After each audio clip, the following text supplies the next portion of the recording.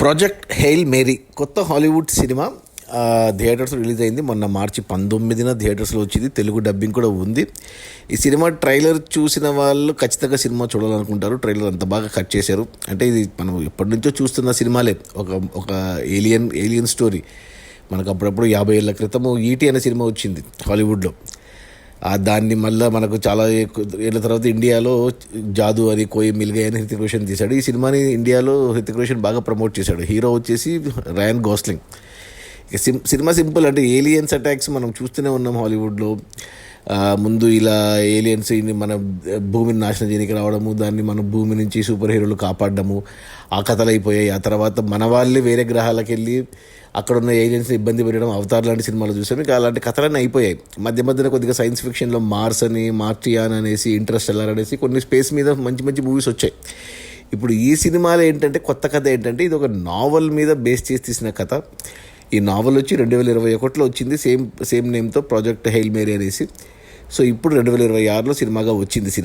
Cinema కొద్దిగా length ఎక్కువ ఉంది, 2.5 గంటలు ఉంది. మామూలుగా హాలీవుడ్ సినిమాలు 90 నిమిషాలు అంటే గంటన్నరలో అయిపోతాయి. ఇది మన తెలుగు సినిమా, మన ఇండియన్ సినిమా మాదిరి 2.5 గంటలు పెట్టారు. ఇక మొదటి గంట సేపు ఓపిక్గా చూడాల్సి వచ్చింది సినిమాని. ఎందుకంటే ట్రైలర్ చూశాను కాబట్టి నేను మెయిన్గా వెయిట్ చేస్తున్నది ఆ ఏలియన్ కోసం, ఆ క్యారెక్టర్ కోసం వెయిట్ చేస్తున్నా. ఆ క్యారెక్టర్ 1 అవర్ వరకు రాదు. మొదటి 1 అవర్ అంటే హీరో ఇప్పుడు కింద ఉన్నాడు, అసలు స్పేస్లోకి ఎందుకు వెళ్ళాల్సి వచ్చింది, ప్రాబ్లం ఏంటి, అవన్నీ మనకి ఎస్టాబ్లిష్ చేసుకుంటూ వచ్చారు. సో 1 అవర్ తర్వాత అప్పుడు ఎప్పుడైతే ఆ క్యారెక్టర్ వచ్చిందో, ఏలియన్ క్యారెక్టర్, అది ఎలా ఉందంటే ఏమంటారు చిన్న కోడి అంతనే ఉంది. అసలు ఏమంటారు కొత్తగా పెట్టారు దాన్ని. అది తల లేదు, అసలు కళ్ళు లేవు, అంటే తలే లేదు. మన కోడిని తల తీసేస్తే బాడీ ఉంటుంది చూసారా, అలాగే ఉంటే ఏమంటే ఒక రాకీగా పెట్టారు. రాకీ అంటే రాయిలాగా పెట్టారు అంతే. ఆ క్యారెక్టర్ వచ్చిన కాడి నుంచి ఇక వీళ్ళిద్దరి మధ్యన వాళ్ళకంటే భాష రాదు కాబట్టి భాష నేర్చుకొని, వాళ్ళ సొంత భాష క్రియేట్ చేసుకొని, వాళ్ళు కమ్యూనికేట్ చేసుకొని, ఒకరికొకరు సాయం చేసుకొని, వాళ్ళు వెళ్ళిన పని సక్సెస్ఫుల్గా చేసుకొని, మధ్యన అవంతరాలను ఎదుర్కొని ఇక నీట్గా వెళ్ళింది. అసలు 1 గంట పాటు స్మూత్గా భలే అనిపించింది ఆ గంట. ఆ తర్వాత ఇక pre climax last half an అవర్లో కూడా చాలా మంచిగా అనిపించింది. అసలు ఒక బుక్ చదువుతున్నట్టే అనిపించింది.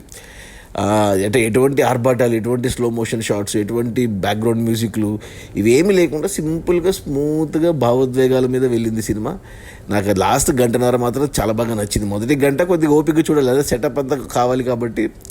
సో నాకైతే ఓకే అనిపించింది. అంటే మరీ అంటే మనం ఏలియన్ సినిమాలు, హాలీవుడ్ సినిమాలు అంటే మనం ఎక్స్పెక్ట్ చేసేది మంచి మంచి యాక్షన్ సీన్స్లు, డిస్ట్రక్షను, బ్యాక్గ్రౌండ్ స్కోర్లు, ఇలా ఏంటంటివో డైలాగ్స్ ఇవన్నీ ఉంటుంది. అసలు మాటలు తక్కువ, సింపుల్గా ఉంటుంది, చాలా బాగా ఉంటుంది.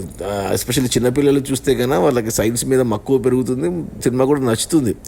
పెద్దవాళ్ళకు కూడా ఒక మంచి నావల్స్ చదివే అలవాటు ఉన్న వాళ్ళకైతే ఒక నావల్ చదివిన ఫీలింగే వస్తుంది సినిమా చూస్తున్నంతసేపు. హాయిగా ఉంది అసలు సినిమా. 2.5 గంటల పాటు ఇక ఏమంటారు చూస్తే ఈ సినిమాని థియేటర్లో, అది కూడా ఐమాక్స్లో కుదిరితే ఐమాక్స్లో చూడండి. ఆ వరల్డ్లోకి వెళ్ళిపోతుంది, మనం కూడా స్పేస్లో ఉన్నట్టు అనిపిస్తుంది. అసలు అలా ఇమ్మర్స్ చేసేసారు సినిమాలో. సో నాకైతే నచ్చింది సినిమా. సో నా రేటింగ్ వచ్చి 2 out of 5, neither good Nar bad.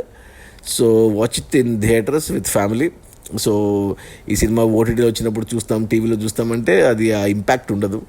So ఖచ్చితంగా థియేటర్లోనే చూడండి. థియేటర్స్లో ఉంది. ఇంగ్లీష్ అర్థం కాదంటే హిందీలో ఉంది, తెలుగులో ఉంది, తమిళ్లో ఉంది, కన్నడలో కూడా ఉందనుకుంటా.